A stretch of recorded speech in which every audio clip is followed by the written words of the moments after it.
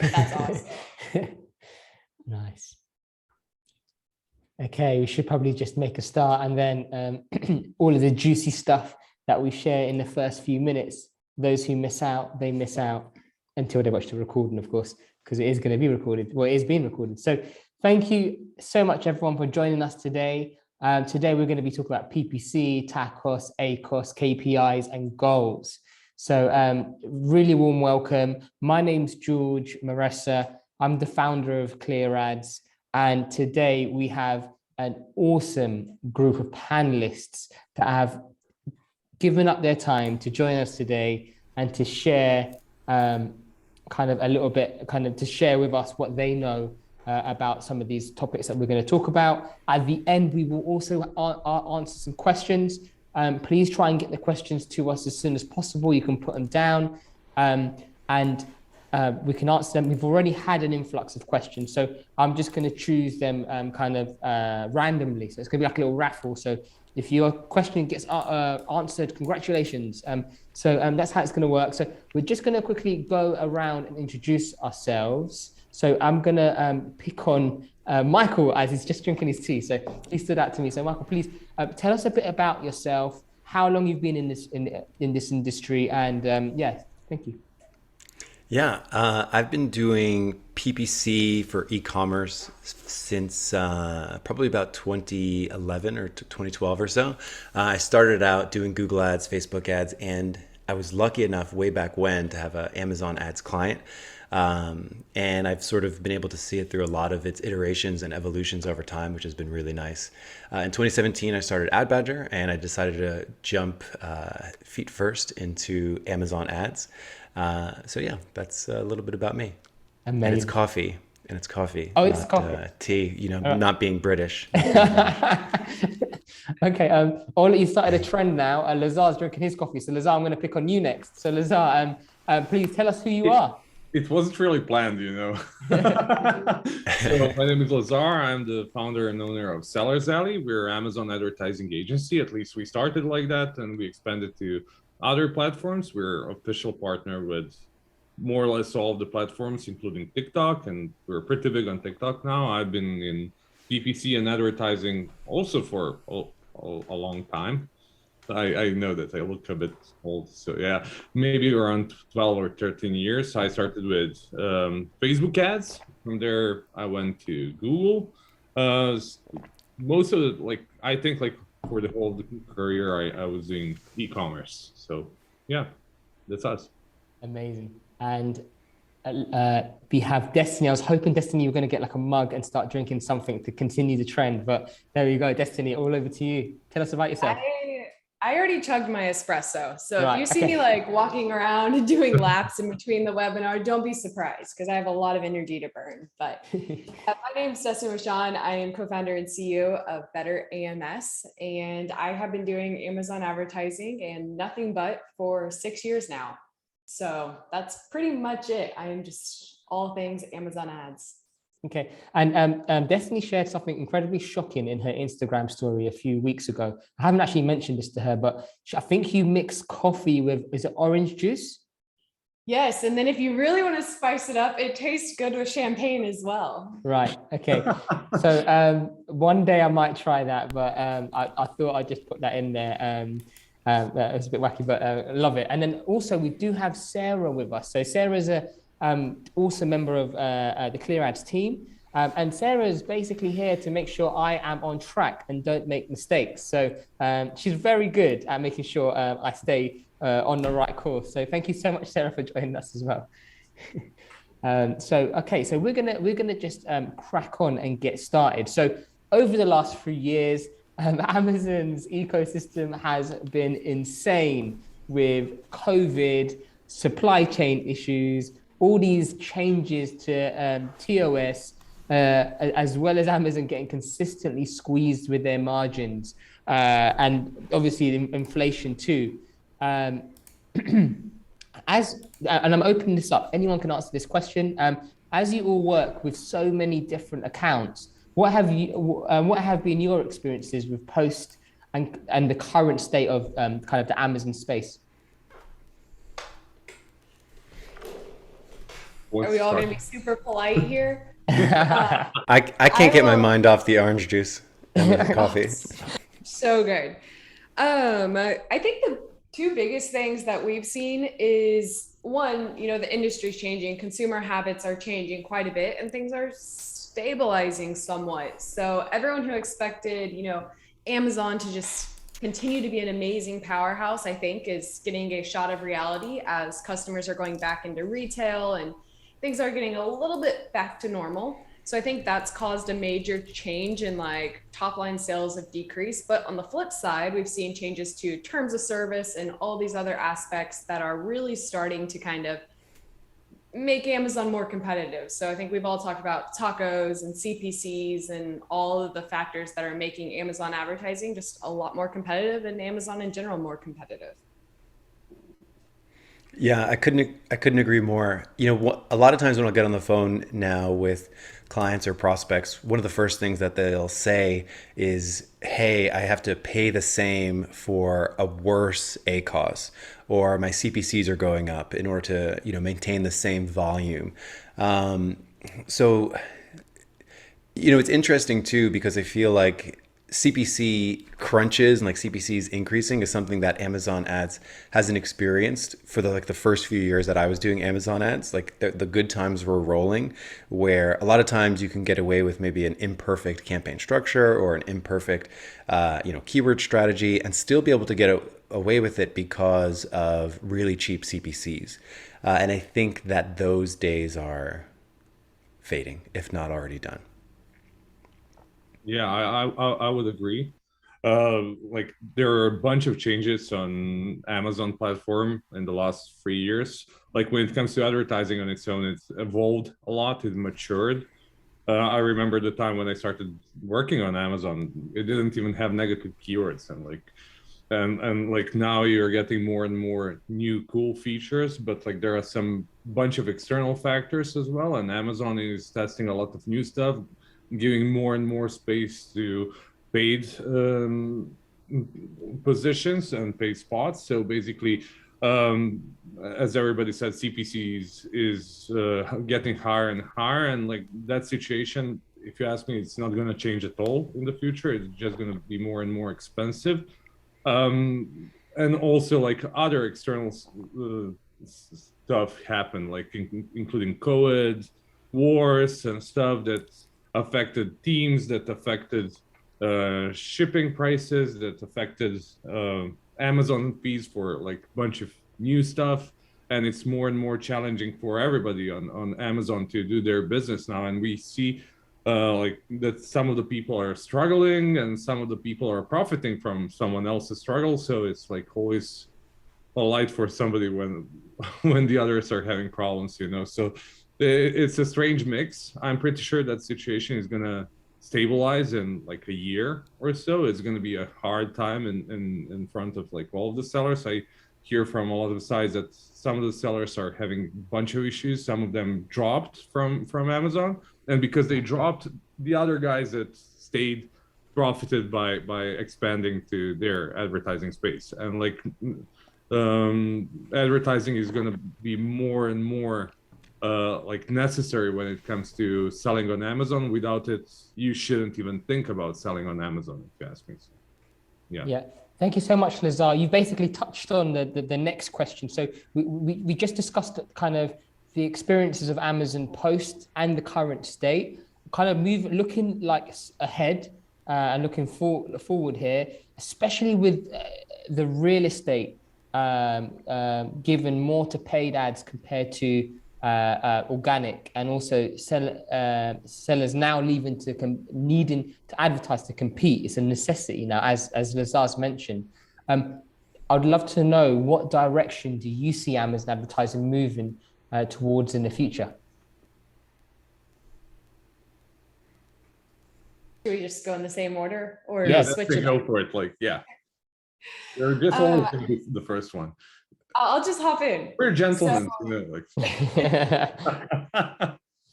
So at the end of the day, you have a limited amount of Amazon advertising inventory. So as that inventory becomes more and more important for big sellers to invest in because of all the changes of terms of service, I think Amazon's going to start diversifying some of their ad traffic. They're going to push more to display so that way we can open up opportunities to advertise off platform.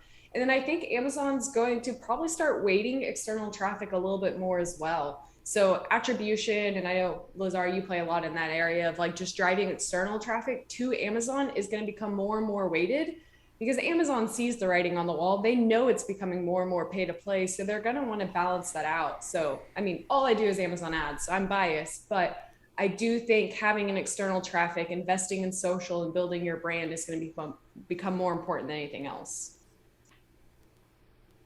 Great.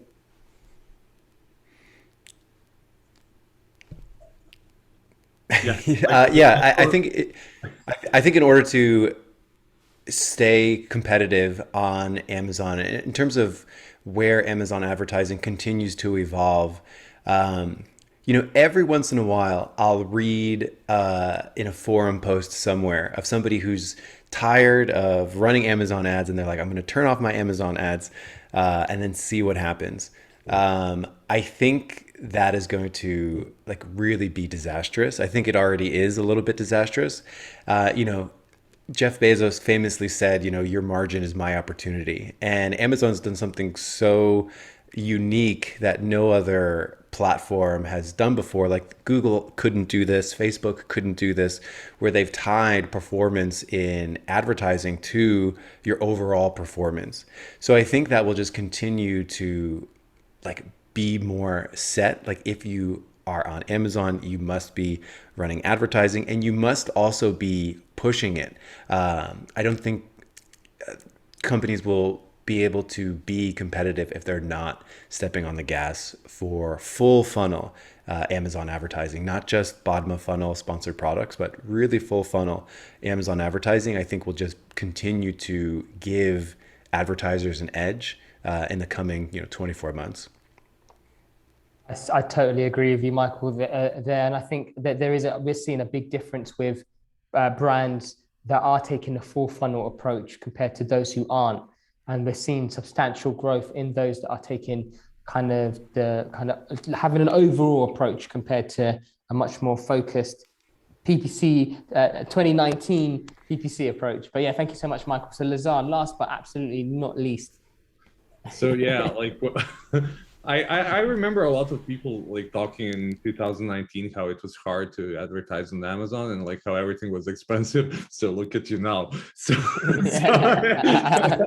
So yeah, like sorry, I'm just kidding. So like basically what they want to say there is like, as you said, like you need like a full funnel, which basically means you need to make sure that you're building a real proper brand. And that includes like expanding that brand out from Amazon to other platforms as well, to have your D2C website. If you're able to get to brick and mortar, that would be like insanely good, especially at these times. Like we talk with our clients and that's something that is working so well for them. A lot of people are seeing opportunity in off Amazon traffic, and that's something that we play a lot around like in Sellers Alley. And like we started testing TikTok 2 years ago, and currently like we see massive success for sellers like going to TikTok to bring external traffic. Like obviously Amazon likes when you're spending money on their platform, but I'm pretty sure that they love when you bring more people to the platform as well. So that part is gonna increase in the future, and they might even consider it even more in the future, especially in the new markets where Amazon is expanding, like new European markets as well. So for them, because people are not really used to buying on and purchasing on Amazon, like they would like to get more and more people. And because of that, in combination with other stuff, it's going to be definitely something important. And because of the terms of service changes, you can see that they want to bring quality traffic. They don't want to have any kind of manipulations and stuff. They want to make sure that people that you bring are quality people. And also in the other end, what they're trying to give us as a message is to build solid quality brands with quality products, and that we need to focus on something that people really like. Because like 5 years ago, you could sell like whatever you wish. It's not really the case anymore. Brilliant. Thank you, Lazar. And you really touched on an important point about the importance of external traffic. So Google in the past used to spend so much money actually bringing traffic from Google through Google Ads to Amazon. They're easing that off now, so because they want the Amazon sellers to do this themselves. And over the, I don't know, I'm not sure how you will feel about this, but over the last notice, I don't know what you've noticed. I mean, but over the last 2 months, there's been a lot more conversation around Google Ads with the clients that we're talking to, and the potential clients that want to come on board. So it's becoming more of a kind of more of a part of the communication plan than it has been. I've seen in the past. So that's definitely something to bear in mind. So Amazon over this last probably 18 months or so has seen so many updates come its way. Can you think of any that have recently come through in terms of Amazon updates that you've been utilizing in your accounts that have worked really well? And I'm just going to pick on someone now. I'm going to pick on Michael. What updates have you seen that you've been utilizing for your clients that have worked well? Yeah, this one's hot off the presses. The search query performance dashboard, I think it is without a, I don't know, I'm going to be bold. I think it's without a doubt like the coolest update that has come like this year so far.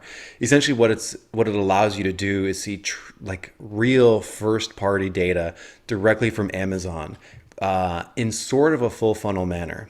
So like when we think of Google Analytics or we think of like good analytics tools, we often think of like, okay, what was the first touch point and like what was the second touch point and so on and so forth. And you know, on a platform like Google, you can see like I got this many clicks for this many keywords, and then you can like draw that down to how many leads or conversions you got from that. And you were never able to do that on Amazon in a combined organic and paid view. The search query performance dashboard has allowed us to sort of say, hey, this is how many impressions you got for a certain search term, Amazon search results. This is how many clicks and add to carts and actual conversions you got for a search term. So it's the first step in number one, first party data. So you don't need to rely on third party sources, which is awesome. It allows you to really see the impact. So like, let's say you wanted to push a particular keyword harder in your ads account, or let's say you're optimizing your product listing to be more relevant for a particular term, you can now actually measure the impact of that and actually see like, hey, when I pushed my PPC, more aggressively, it actually led to a really nice lift organically. And you were never able to do that now, but now you have a report where, you can subtract paid orders from organic orders to actually get organic sales per search term, which is awesome. It's a little hard to manipulate, like you have to download it and play with it in a spreadsheet right now. But I'm excited for them to plop that in the API, and so it's easy and more accessible. So it just unlocks so many amazing features, your top 1,000 search terms. Awesome. And Michael, just to add to that, can you just explain to everyone where can they find this data, and is it available everywhere? I'm just going to say probably not available everywhere. Probably some people still have to wait for, like today I logged into it and still think it said beta, but it's right inside brand analytics. So when you go to brand analytics right now, there'll be a button that says, look at the new search query dashboard. You click on it and be amazed. Nice. Okay, great. I'm going to pick on Destaney. Yeah, so there's been a ton of really tiny, small creative updates that I think are really pointing towards the direction Amazon's going to be going in the future. So that's a lot of what we've been playing around with. Customer engagement tool, it's not that new, but a lot of people aren't investing in the opportunity because they don't realize that it's there or what it's for. So things like the customer engagement tool, allowing us to build up a follower account and then email 20,000 followers, that's going to be a huge opportunity in the future. Or small things like the sponsored display release that, hey, video and search is going to be available for sponsored display, meaning we're potentially going to be able to take all the OTT traffic we see on, DSP and capitalize on Amazon, Fire TV and all these different things and be able to own that inventory with our video ads, which has always been a limit to scale. So what we've really been pushing our teams is if you don't have like the creative assets or the marketing mindset to really take advantage of these, you need to get them, because Amazon's putting more and more power to the brands on the platform, and they're going to invest in that in the future. So those are our biggest things. Awesome. Lazar. You took the best ones, guys.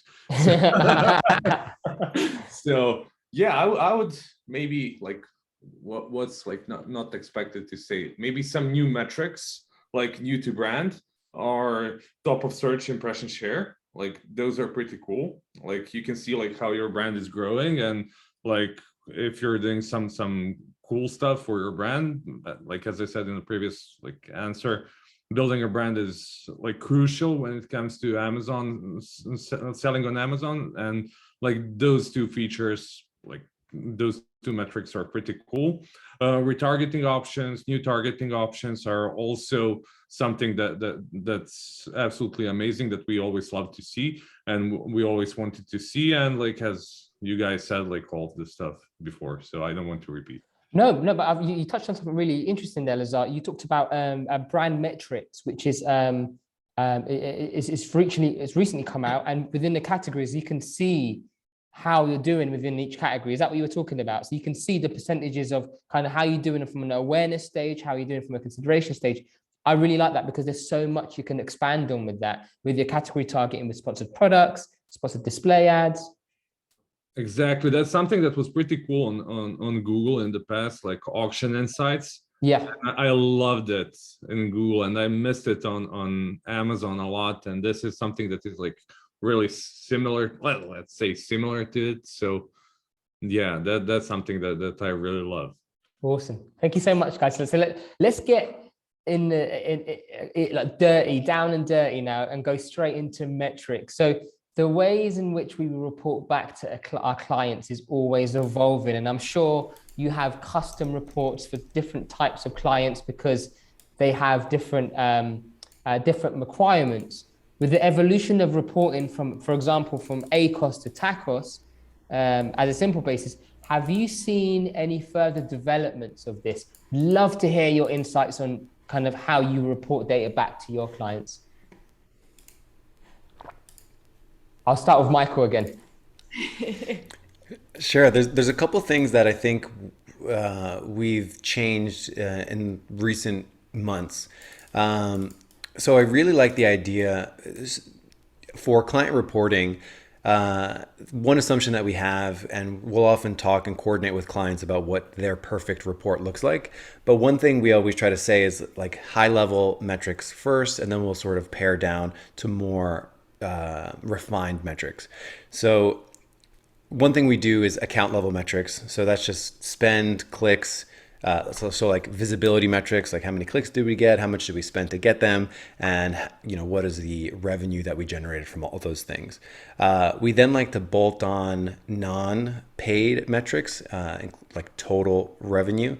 So total revenue for this company, as well as you take total revenue and you minus paid revenue, and you get I don't call it organic revenue. I call it non-paid revenue, because people could be coming from Google ads and then clicking on it and then converting. So it's not necessarily like an organic Amazon sale. So I always think that's important as well. So we start there with a big account level metrics. There's some cool little ratios to tack on there too, like, ad revenue to non-ad revenue, to get a sense of that. And then we sort of pare down to individual product metrics the best we can. So we're still waiting for Amazon to have a good, easy report for sponsored brands performance. Okay. It's technically impossible to do, right? Because it's not a product ad, it's a creative. So it's a little difficult to do sponsored brands reporting. But one thing that's become more important for clients is as good as possible reporting per product. So we're trying to see like ad spend per product, ad revenue per product, organic like non-paid revenue per product, to try to help people be more profitable on a per product basis.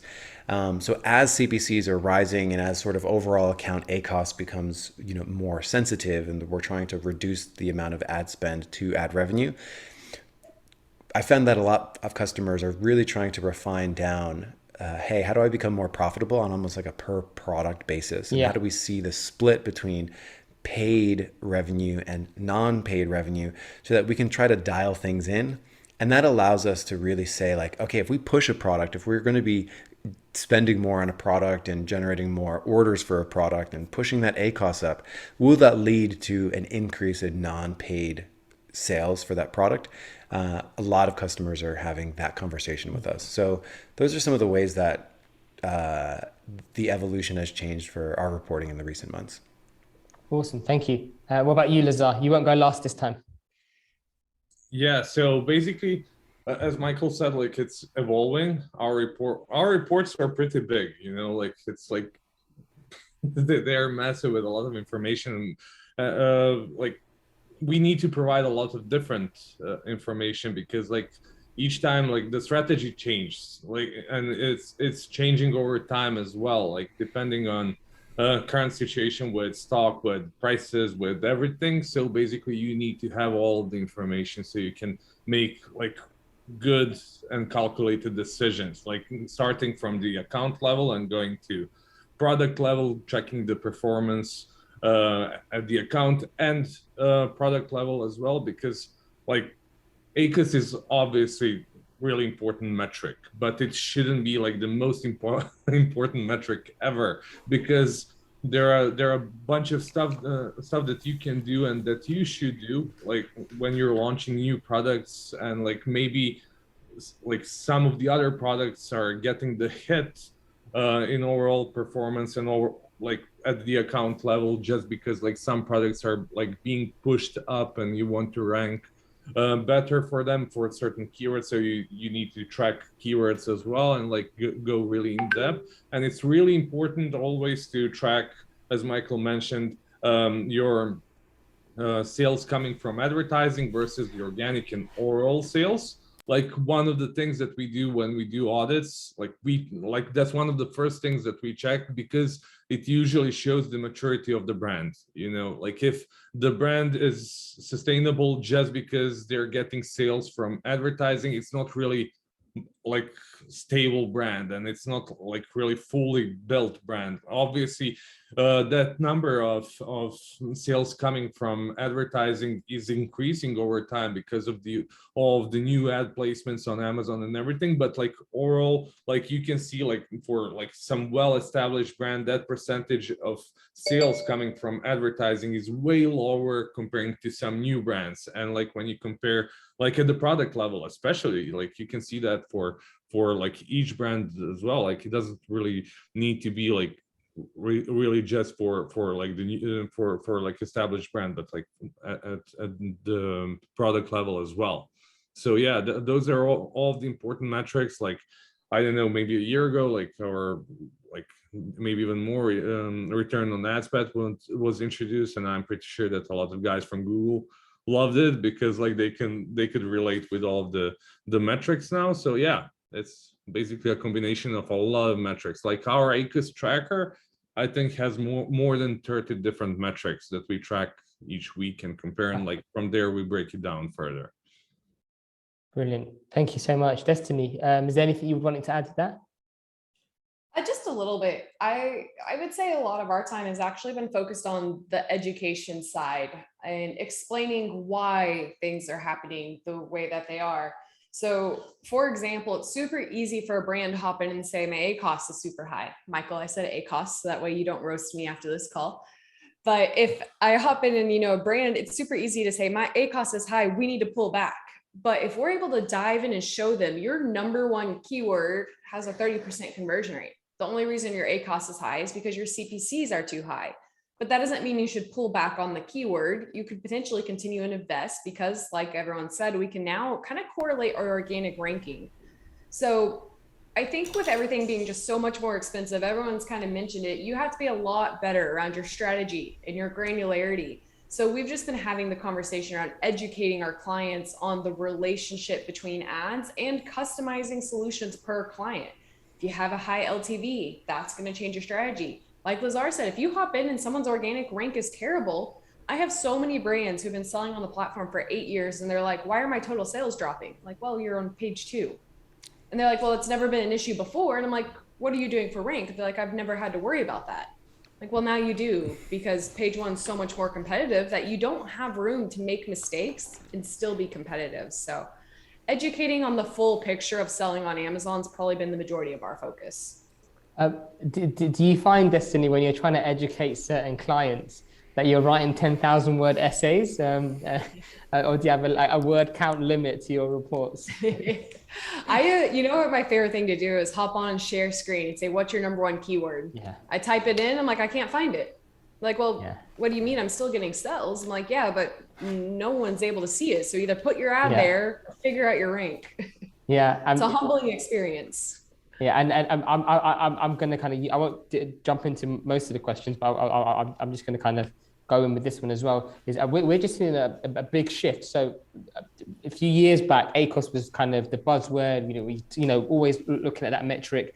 Then TACOS became more of a significant metric to measure, taking a bigger picture approach. However, now the area we're moving into is profit.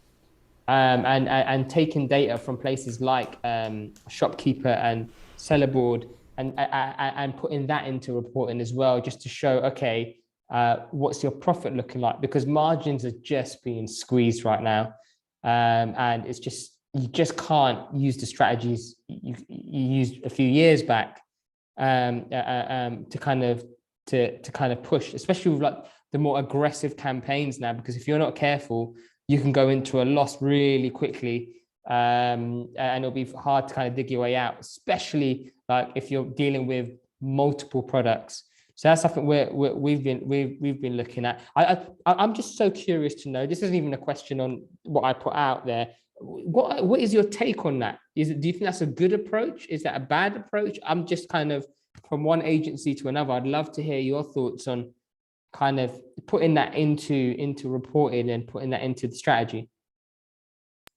I was really intrigued by the conversation you sparked in the mastermind group yesterday, in all honesty. On one hand, I think it can be really good for sellers, but on the other hand, I think it could be really bad for brands. And I think that's an important distinction. I think cost per acquisition is actually one of the things that we're starting to look at. Okay. And I know you have your concerns with margins, especially when it comes with the relationship between an agency, because sometimes we're getting KPIs and feedback that aren't in the best interest for the brand. And I think that solves that problem. If you can actually pull up the numbers and say, these are your margins, you should be investing more, not pulling back to put money in your pocket. That kind of conversation I think is pretty healthy.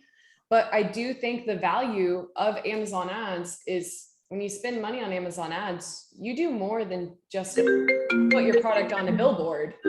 You're increasing your organic rank. And I think that sometimes if you start reporting on that data to brands, they become too siloed and it'll prevent them from having healthy growth that will help them in the long term. Right. So yeah, if you can educate them on why, hey, yeah, more profit's great, but you're damaging your brand in the long run, then 100%. But I just know that some sellers sometimes have a misconception and they're hurting themselves by focusing on too much profit in the beginning. Right. Okay. Interesting. Destaney, thank you so much.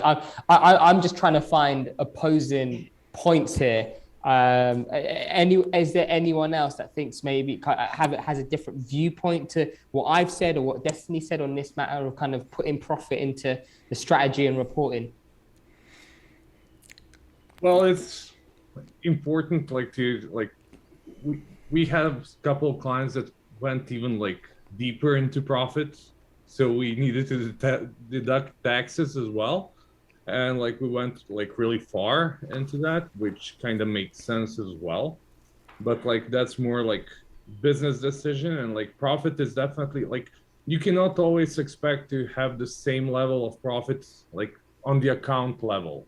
On a product level, okay, if everything is working fine and you're not testing new stuff, but you always need to have some portion of the profit that you would be able to allocate towards A/B testing and that kind of stuff, because A/B testing is not always going to be super successful, and sometimes you're just going to burn the money there because you're testing new stuff, you're trying, and you should always allocate some money towards that, because strategies that that are working are not going to work for ages. They're going to change over time. And like, not only because of the situation, what like you're doing, but because of the external factors, because of the other sellers and so on. So you need to have that in mind always, and always try to challenge what you're doing. And for that kind of stuff, obviously you need to have profit. And like I agree, like profit is one of the, like, obviously, and at the end of the day, when everybody gets home, the profit is what is paying the salaries, you know, for people in those brands, and for the agencies as well, and obviously the owner. That's the whole point of like selling on Amazon, to make money, to be honest. Like, then like that's one critical reason why you need to have in mind if that kind of stuff is in your tracker. But like, as I said, you always need to have like a bigger picture as well. Like if you open a physical store, like imagine that your Amazon storefront is a physical store, and like you're selling TVs on that like local store. Like people need to know about that. You need to invest in advertising to get to the point where you're becoming profitable. Because at the beginning, you're like just the lucky ones are starting from a profitable stand. Like, you know, like there is a certain point where you need to like grow your business, because selling on Amazon is not part-time job. It's like full-time business. So you need to have that in mind. So profit is definitely the important one. Sorry for going like really into all directions with this. No, it's all right, Lazar. Thank you. Michael, I'm sure you've got some amazing insights into this as well. I'm not letting you go without like touching on this question. Yeah, I think it's, you know, I'll pick the part of the question where you were talking about like as an agency, how do you bridge that gap with clients? I think that many clients, like when they go and talk to their agency, it's as if they're sitting across from one another. It's like they're on opposite sides of the table, and they're always like squinting, and they're trying to discern like, is my agency like BSing me or something like that? And I think agencies need to sort of be aware that like really reinforcing to Destaney's point, like what the educational component is. There's so many companies that, because Amazon's like very complicated. So when you get companies that have been spending their PPC dollars on other platforms, Amazon is such a different beast in terms of how the paid relates to overall performance. Like it is not that way anywhere else, like in terms of like Google, Facebook. So I think like being empathetic towards that situation that companies are going through, and balancing that, like where's that sweet spot, letting them know that you care about like finding that sweet spot, like how do we maximize profitability, long-term sustainability, but also like have our pedal to the metal on growth, I think is a really interesting situation to go into, and really let them know that you're trying to find the center of that Venn diagram of like profitability and Amazon growth. I think that's where I've had the most productive conversations. Amazing. Thank you so much. So with further metrics is becoming available to us as advertisers within the platform as it evolves, how have you been able to utilize this information towards your strategies? So is there any metrics out there that's allowed you to evolve your strategy? And if so, how?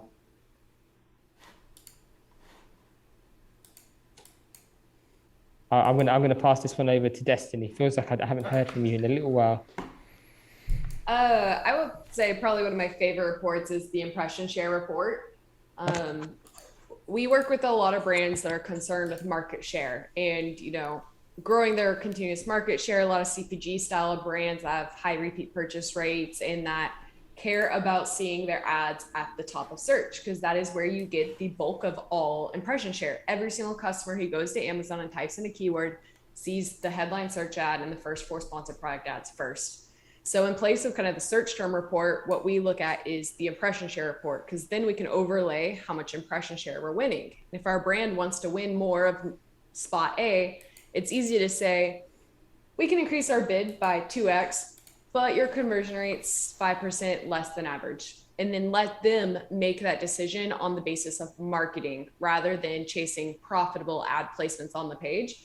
So that's something that's been super important for us. And it's easier to show, the correlation between organic ranking when you have that type of targeting control. Because like mentioned, you can increase your placements, focus on conversion rate, drive high volume, and then go look at your search query performance and make sure your organic rankings increase. So you could potentially be taking a loss on a keyword placement, but seeing a stable tacos because your organic rank is increasing. Right. Interesting. Thank you. Anyone else want to add anything? Or I second what Destaney said. I think that search query impression report is so valuable and especially now that we have the search query performance dashboard, and it's brand new, so we don't even have a perfect system for it yet, but being able to say like, hey, look, we got more orders and we went more aggressively on a keyword for paid and we got more orders organically, like that sort of positive feedback loop, I think is going to become more important into the future. Great. Thank you, Michael. Yeah, well, I agree. Okay, great. So KPIs, different people look at different KPIs. How do your clients' KPIs affect the strategy you use? Do you fix on one particular KPI that you focus across all of your accounts, or is it different KPIs for different companies? I'd love to know and understand kind of what you find. And I want to start probably with Lazar on this one. So basically, KPIs for clients are changing. And it's not like just like each client has a separate KPI. Like in the life cycle of a product, KPI is changing as well. So sometimes like you just want to increase sales. After that, you want to increase profitability, and after that, you want to sustain the sales and like increase them over time and so on. And you want for some products to become cash cows so you can get more and more products and so on. So yeah, KPIs are changing. They're not staying and they're not always the same. It's really important to have a clear idea of your KPI and what your goal is at all times, because they're changing. As I said, like it's for us, humans are changing. Like 10 years ago, I wanted different stuff comparing to what I want today, and like it's the same thing with everything else, So it's really important to really have a clear picture of your current goal is, and if it's possible to achieve it, and like if it's realistic or not. And like, if you're going like really in depth and really in detail, can you still manage to get to the bigger picture? So you need to have like full strategy. Like it's more of like a business decision, not just like a PPC decision, like you need to have like your OKRs and KPIs at the company level to understand and like in which direction to go. And like you can say, okay, I'm willing to invest more now so I can reach out to better positions and make more sales, comparing to like if you just want to sustain at a certain point for certain products. So yeah, we basically have a lot of different KPIs. Like I can talk for hours about that. But like, obviously, like it's important to have profit, and the profit is growing over time, obviously. But at some point at the beginning of a life cycle of a product, profit shouldn't be like the most important metric. So you want to increase traction, you want to increase sales to grow them over time. So you want to have a healthy, steady growth. You don't want to push everything into certain campaign type or like into advertising or one channel or whatever, and like create a spike in sales for like 1 or 2 or 3 days. You want to have like a healthy, steady growth, because algorithm is going to understand that as well. It's not just like for the client. So yeah, and like when you get to the certain point in that traction, you should switch your KPI to something else. Then you want to become profitable, because obviously you burned a lot of money and you spend a lot of resources to get to the point to become profitable. And now it's the time to like gather all the fruits from your previous work. So yeah. Awesome. Thank you. Michael, what's your thoughts on this? A lot of the same. I would say one thing that's pretty interesting that we started doing a few months ago was like reporting on metrics And then in like the next column over, begin to put like campaign manager journal entries and tracking it by week. So one thing I think is really interesting, like as we're having these conversations with our clients and as things are changing and we're launching a new initiative or whatever, I think it could be very easy to get lost in a whole bunch of numbers. So one thing we started doing, which has been really nice, is like campaign manager logs of like, we shifted priorities to optimize more for this, and this is what I did, and then tracking that by week.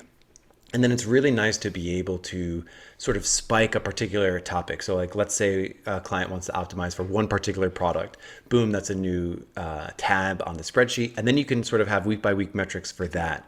So I think it's all about like, what is the priority now? Are we sure that we're keeping track of it so that, we're not just jumping from priority to priority, and like having that pace of like, okay, this is what we did. This is what we expect to happen.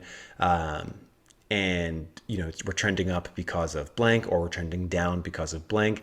I think that kind of comprehensive take, like that qualitative campaign manager journal, has been really pleasant to be able to have and pull up in front when you're thinking about optimizing a campaign, not only like what you were thinking like over the last few weeks, so that you don't fall victim to just like, what do I feel like is most important right now? Yeah. That's been really pleasant to do and sort of direct the conversations when we're thinking and when we're talking about advertising strategy. Gosh, I really like that, Michael. So you've been doing this for a few months, did you say? Mm-hmm. Okay, now once you've done this for a few months, have you just looked back over the course of the time you've started doing this and seen how this has evolved or changed? I like a really simple, sure. And I think a really simple example was, we like one account, we noticed that we were bumping up against budget limitations and the client didn't want to move the budget. So we optimized bids in one direction and like the ROAS went up and that was great. But then we noticed that sales dipped a little bit because we were bidding too low. Right. It's like really simple fix. It's like, okay, we started that on this week, then we noticed that this happened. So it's an easy fix to correct, to like move it forward. So I think just that kind of thing makes analysis a little bit easier. It makes conversations a little bit easier. It makes strategy a little bit easier because you can sort of scaffold from week to week, month to month, which is really nice. Amazing. Thank you. Destaney, I just wanted to give you an opportunity as well if you wanted to add anything. Nothing of value to add. No worries. Okay, great. I guess I'm going to start disagreeing. I'm going to start disagreeing with everybody just to spice it up. Yeah, do it, Michael. Do it. That's what I like to hear. Give me some. Yeah, let's do it. When evaluating TACOS and ACOS, especially looking at them together, what are you looking for and what trends do you want to be seeing? I'll take it. I mean, on a simple case, I think it's really interesting. Like at its most simple basis, like ACOS goes up, organic sales go up, therefore eventually total ACOS goes down because like you've boosted organic sales. So like that's one thing. And I always try to phrase it as like, we're not just trying to raise ACOS on a keyword for a product. We're trying to get more sales at a reasonable ACOS. Like it doesn't make sense to go in and just pay more for ACOS for your ads just to get the same amount of sales, because that probably will not lead to a boost in organic revenue. So it's always like, okay, is my ACOS going up? Did my organic sales go up? Did my organic sales go up enough to compensate for the increase in ad spend aggressiveness? And that's the way to do it. And just to get some friction here, I say that's the only way to do it. Hey, okay. Any disagreements or anything, or anyone want to add anything? Michael, you just open it up to that. So anything you want to add, Destaney, to this? Yeah, I will say a conversation we're having more often is, what does your conversion rate look like on your organic side? As traffic is so much more expensive, we really need to be cognizant of that. Back, 5 years ago, you could have terrible conversion rate and still have really profitable ads. But now we're looking at the keywords the brands are giving us. We're running them top of search exact match. And I'm like, your conversion rate's 5%. Your category average is 25, 30%. Why would we continue trying to push an organic rank increase for this keyword if when you're organically ranked, they're not going to convert anyways? So having to have that conversation, make sure our listings are fully optimized, because with sponsored products, as of right now, we can't do anything to influence the conversion rate. We drive the traffic, the customer lands on the sponsored product ad and then is taken to the listing. If they don't convert, that's not up to your PPC. Now with video ads or headline search ads, we have a little bit of opportunity to influence the conversion rate because we can convince someone to convert based off the copy or the video. But with sponsored ads, it's a pretty good tell if they should even be trying to get organically ranked for a keyword by whether or not their ad is converting for that keyword. So making sure the brand is converting before even driving a ton of additional traffic has been a big conversation.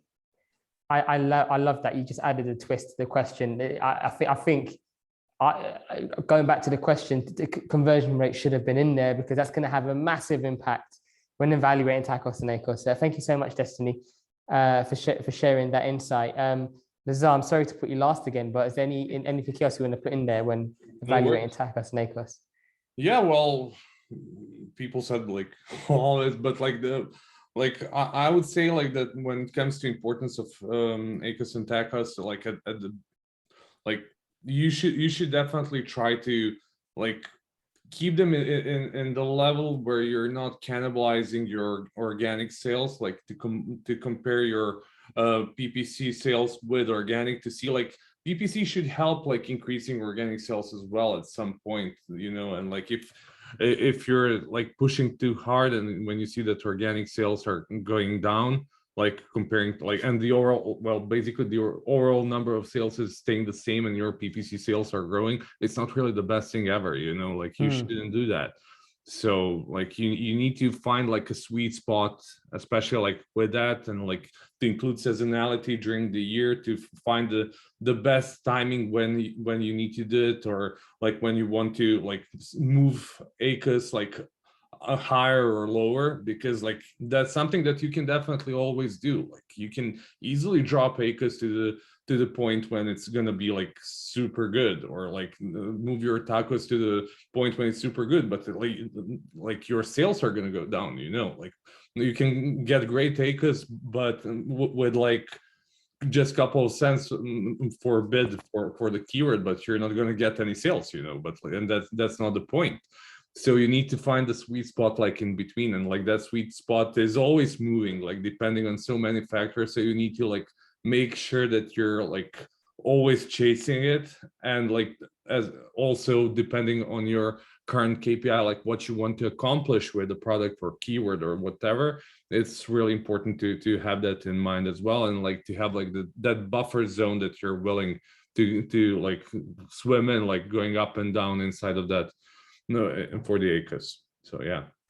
Awesome. Not Okay. an argument, but I will say Go. that's probably been one of the biggest struggles as an agency in the last 6 to 8 months, because so many people have reached out and been like, hey, I need to increase my TACOS or decrease my TACOS. Like that's my biggest focus. I'm losing money. I need to decrease my TACOS. And then we look at their ad sale to total sale percentage, and it's like, we can do that, but your sales will probably decrease overall and your profit may increase, which is kind of like Lazar said, the balance. But it's been a major struggle having to have that conversation of, yes, we can do this, but we're going to have to cut back because it's so expensive to advertise in your category. Like, are you okay with your total sales decreasing?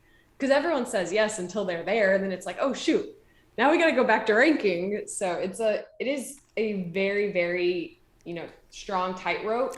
And I think all three of us, well, 4 agencies in this, value relationships, and that's where we're having to invest so much more in building relationships and having that constant communication with our clients so we can make adjustments based on their goals. Like if you're not talking to your agency and your agency is just focusing on ACOS in the background, probably not in your best interest, like overall.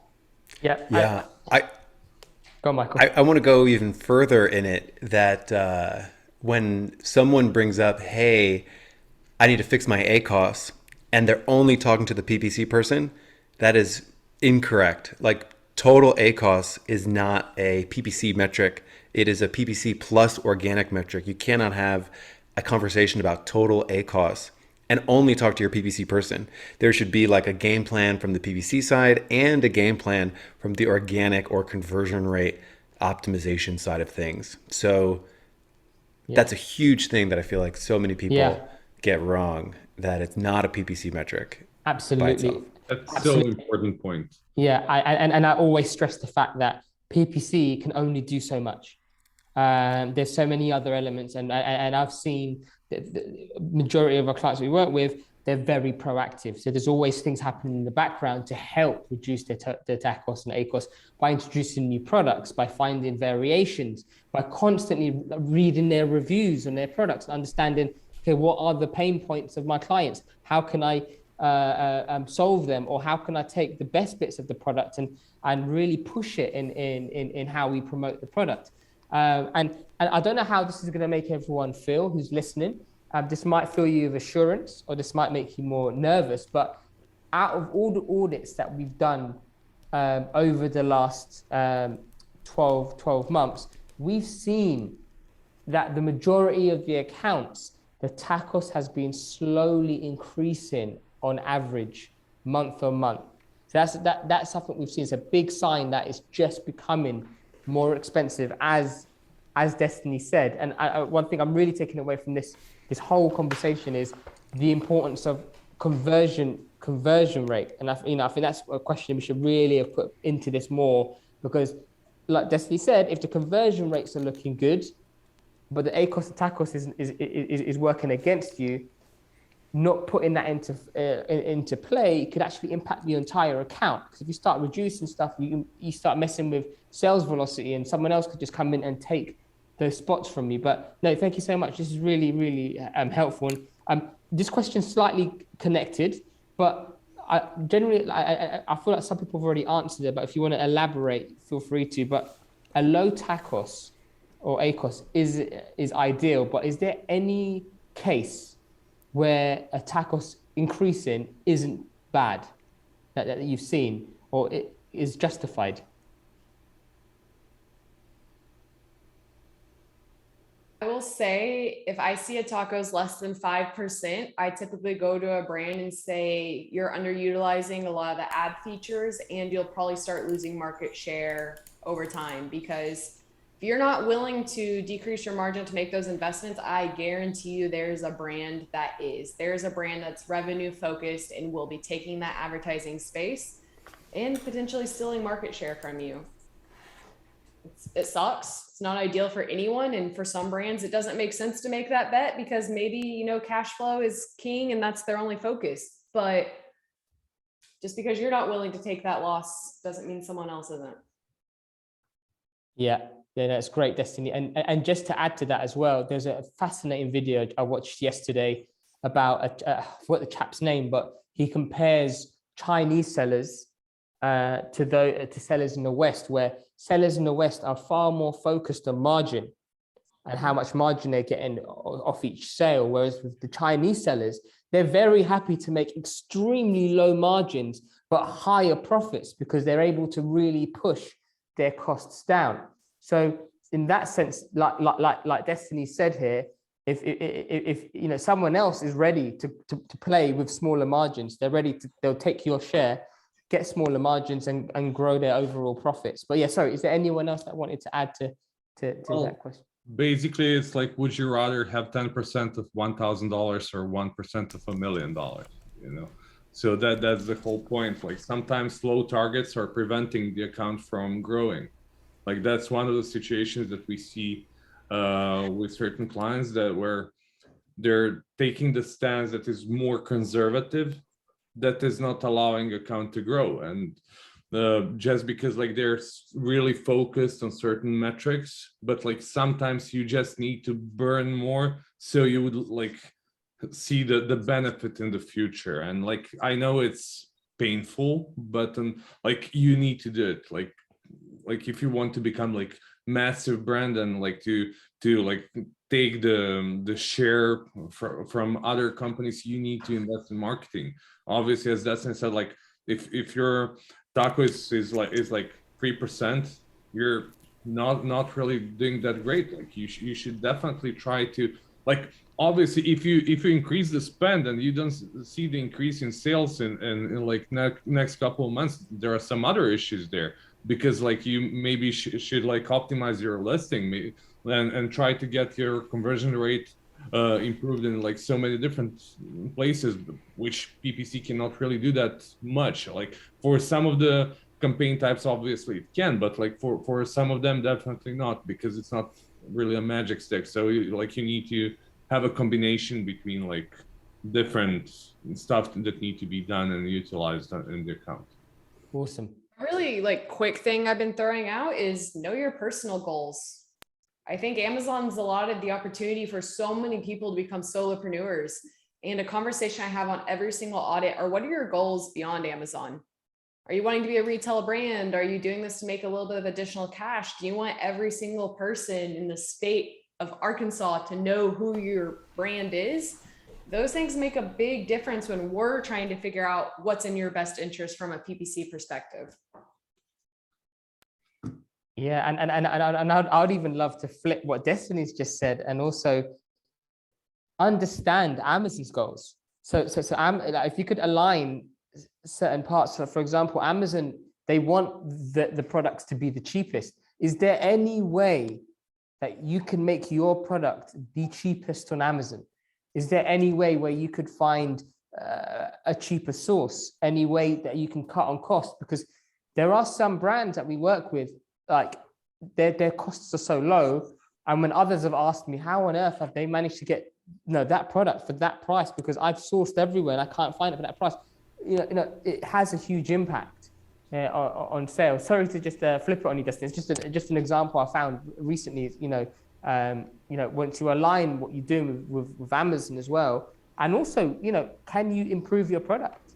The superior product is always going to win, and the reviews is always going to be what kind of helps the brand grow. But okay, I'm waffling. Did anyone else want to add anything? I just want to jump in for a second. Like what we saw a couple of times that sellers are doing, and it's working.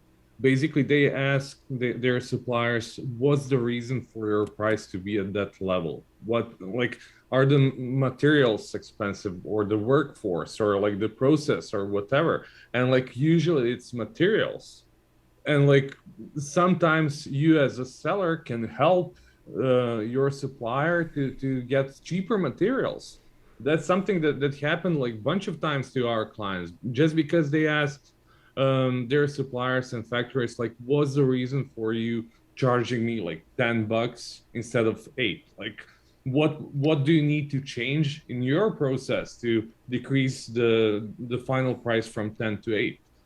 So yeah, that's something that you should definitely have into consideration. Obviously, if you're selling like 100 products a month, there is no point in doing that. But if you're becoming like a big brand, like 8 or 9 figure brand, that's definitely something that you must do.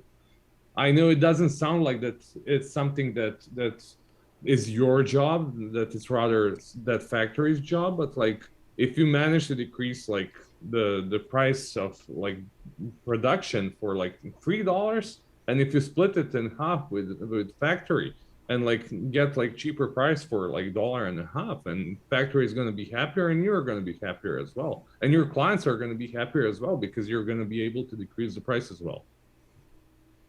Brilliant. Okay, thank you so much. There's so many more questions I had that we wanted to ask, but I don't think we have time for that, because there are questions asked by the attendees, and it'll be great to kind of move on to them.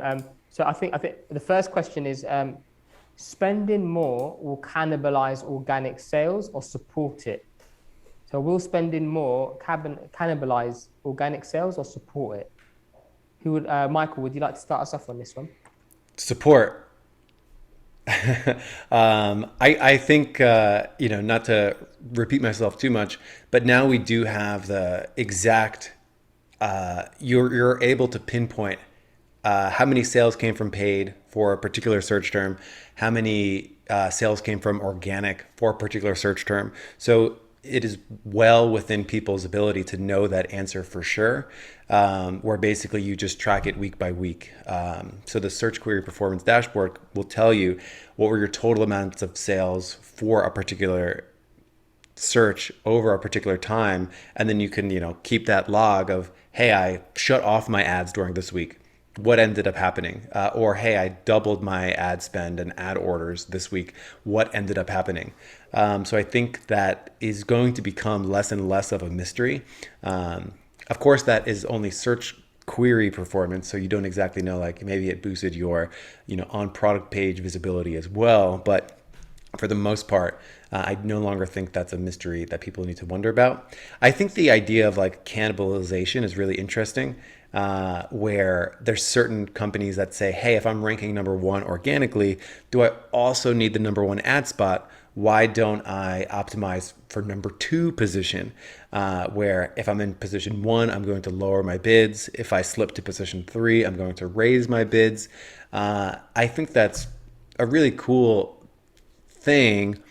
But then I think it's always like, well, what is your goal? Then your goal is now position based, not ACOS based. And so I always think people sometimes can conflate some goals, where it's like, hey, I only want to appear in ad position 2 if I'm in organic rank 1. Yeah. And I think, well, then you need to be fine with whatever the ACOS is to be in position 2. And then that changes total ACOS. And then it sort of spirals down and they're like, well, just bring me back to an ACOS target.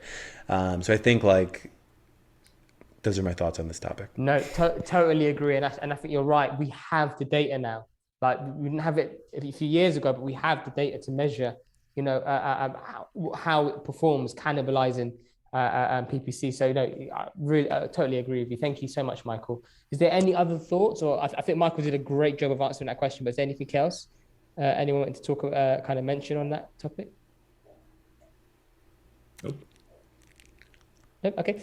Awesome. Okay. So I've never heard of this, but do you believe in impression throttling? I don't even know what that means. Yes.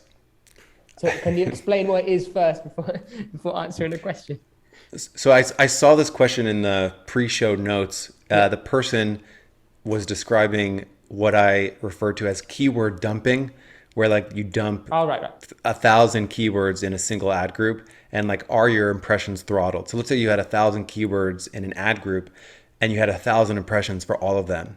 The theory goes that if you were to split those 1,000 keywords up into 10 ad groups of 100 or 20 ad groups of 50, that you would end up with more than 1,000 ad groups.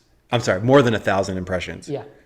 I would say that's generally what to expect. Yes. Yeah. So I just didn't know what throttling meant, but yeah, I agree. I agree with what you just said as well. And we've seen that on numerous occasions, when you start removing certain, like a massive bunch of keywords. But okay. I hope you guys don't mind. I'm just going to move on because there's quite a few questions here. So I'm gonna put this question out. I don't expect everyone to answer this, but I think it's important that we tackle it because this is the kind of questions we get a lot. How can we lower our ACOS costs and still improve sales? Convert better? Or, that's the easiest. If you're working with you're an expert PPC, you need to work on your conversion rate. If you're not, then you need to utilize all ad types, focus on creative expansion, product targeting. All of these really, really tiny incremental things make a big difference. But if your bid ops is in a good spot, your keyword research is in a good spot, and you're still just struggling, it becomes a conversion rate problem. I love how you said that improving conversion rate is the easiest one. For us, we do. I agree. On the PPC side, though, I think it's making strategic decisions rather than blanket optimizations. Because again, if you lower your ACOS, your sales may decrease. So it's diving in. Do I have bleeding spend anywhere? Where are the places where I'm just going to have to sacrifice CPC to increase my total sales? And then the tiny things.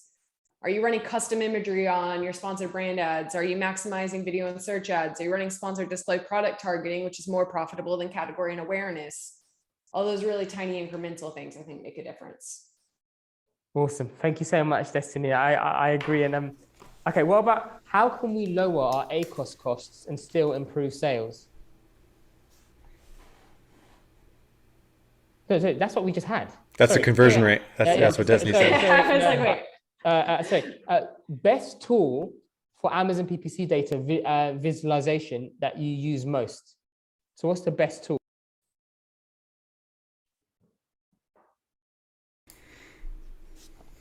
George is gone. I prefer advertising console in terms of cost and efficiency. I think advertising console is amazing. And then anyone who can learn how to utilize bulk and then overlay it with Power BI or anything like that, customization is going to be the name of the game in the future because it's just way too complex and software costs are continuously increasing. But I know Ad Badger is a SaaS who can give very good opinions. Yeah.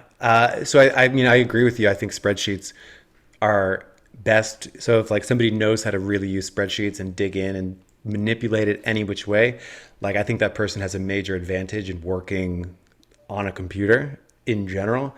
So I think like spreadsheet skills are very important. I would be foolish not to mention Ad Badger because that's where I work and we have some visualization. I think one thing that I think a lot of people can benefit from, which I like this kind of analysis, is like when something happens, your ACOS goes up or goes down. I think so many people make like, they just start smashing things. But I think like pinpointing where the changes were is vitally important. So one activity, and you could do this in a spreadsheet or you can do this in a tool, is like Ad Badger, is just what were the movers and shakers from week to week. So what campaigns went up, what campaigns went down, and then when you get in there, what ad groups went up and what ad groups went down. I think that makes life a lot easier because it helps you direct where to focus. Like, hey, I'm having a runaway campaign over here, and there's just one runaway keyword where I bid too much. Like that kind of analysis will shortcut your time that it takes in order to optimize. Lazar, anything from you on that one? Yeah, so maybe I can tell as well like what we do. Basically at this point we mostly use Power BI and Data Studio. They're doing pretty well for us. We're not using any SaaS tool, even though Ad Badger is awesome. So go for it, guys. But like for us, like we your check's in the mail, everybody. So yeah, for us, like we definitely love to combine different stuff, and like my perspective is like tools can do like what they're built for, and they can be amazing for that, but the level of human creativity can go above any tool. So like you can combine a lot of different stuff by using Power BI, which is kind of more advanced than Data Studio. So like if you want to start from something, like start with Data Studio because it's way easier to do it, and you can get a lot of visualization of data and everything that is being on, and it's pretty cool because it's live as well. So like that's the starting point. Cool. I'm taking over, by the way, because George is not back yet. So I'll go on to the next question. How do you recommend bidding for your most important keywords? When looking on Amazon, there's a suggested bid price, obviously. Do you always set your bid price to the highest range? And is there any drawback of setting it above the Amazon recommended range? I will open that up and see who wants to answer it. Or if you're not going to answer, I'm going to go with Michael. Go on, you can start. I think bidding should all be focused on your goals. So what are your goals that you're trying to accomplish with any keyword at any point in time? So if you just launch a keyword, your goal might be to go and get clicks for it so that you can find out what its conversion rate and ACOS is. So your bidding strategy in that early stage of a keyword might be to inch it up over time, start low and push it up. Or you might have the business pace where you just want to step on the gas. You just want to give it a super high bid out of the gate and then eventually pare it down to something that is more reasonable. So, or there might be a keyword that's an evergreen keyword that's old, faithful, old, reliable. So you know exactly how much this keyword converts and you know exactly how much revenue it generates on a regular basis. So it's easy to say, okay, if I want a certain ACOS for this keyword, then I know I need a certain bid for this keyword. So in the early days, starting with a suggested bid, it's kind of arbitrary, I think, where you begin. You could start low and work your way up. You can start real high and work your way down. You could start somewhere in the middle and sort of push it from there. The thing I always like to say is as soon as you set a bid and the next click rolls through, it's already out of date because your conversion rate either went up or went down. So the best bid is one that you are constantly optimizing. Awesome. Thank you very much. Okay, so I think we're gonna put it at a close there. But before we go, I'm going to start with Lazar. Lazar, how can people reach you? What's the best way to reach out to you and Sellers Alley? Check our website, sellersalley.com, or send us an email at office@sellersalley, or check our social media. We're literally everywhere. Okay. Awesome. Thank you so much. And what about you, Michael? What's the best way people can reach out to you? Sure. I think a great thing to do for AdBadger is go to adbadger.com/blog. We have a weekly podcast on Amazon advertising. Destaney's been on it. She's been great. George and Lazar, I got to have you guys on it. I'm a little bit embarrassed that you have not been. So that's a great way to engage with us, adbadger.com/blog. Or you can put a splash of espresso and orange juice and I'll appear and I'll make gross sounds for you. You cannot say a word until you try it. Well, I'm going to try it. I think I'm going to record a video of us trying it in Office, Destaney, and then film our reactions and send it back to you. But that's great. And just so you know, with AdBadger, I've actually have one member of my team who's been nudging me to watch one or two of the videos, the vlogs that are up there. So it's in my diary to watch one or two that's already out there. Yeah, thank you so much for putting that content out for everyone to freely take in. And Destaney, the crazy coffee orange juice drinker. So how can people reach out to you? What's the best way they can contact Better AMS? Yeah, so betterams.com or just check us out on LinkedIn. I think that's where we post the majority of our content. So yeah, it's a great LinkedIn. It is. Destaney's, I think she's like LinkedIn famous. So if there was a blue tick you could get in LinkedIn, Destaney would have it. So there you go. Blue tick, Destaney, you need to get it. That would be awesome. I'm gonna request that. Is there one? Is there one on LinkedIn? I think so. Yeah. I didn't know there was. LinkedIn influencers. Yeah. Destiny's on it. Right, we're gonna rally Destaney until you get one. But anyway, thank you all so much for listening in. I hope you had I'm sure you had some value from what was said today, and see you in the next one. Take care. Bye-bye. Thank you. Thank you. Later.